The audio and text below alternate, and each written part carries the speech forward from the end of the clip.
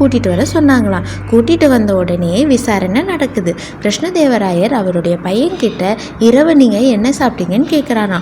அவன் நாங்கள் குடும்பமாக சேர்ந்து கத்திரிக்காய் தான் சாப்பிட்டோன்னு சொன்னானா. உடனே கிருஷ்ணதேவராயர் தெனாலிராமன் கிட்ட பாத்தியா, அவன் நீ சொன்ன மாதிரி சொல்லாமல் கத்திரிக்காய் சாப்பிட்டதா சொல்கிறான், இதுக்கு என்ன பதில் சொல்கிறேன்னு கேட்கும்போது அவன் இப்போல்லாம் நிறையா பொய் சொல்கிறான் அரசே, நேற்று கூட மழை வந்துச்சுன்னு சொல்லுவான் பாருங்கள் அப்படின்னு சொன்னானா. அதே மாதிரி நேற்று மழை வந்துதான்னு கேட்கும்போது அந்த குட்டி பையனும் ஆமாம் நேற்று மழை வந்ததுன்னு சொன்னானா.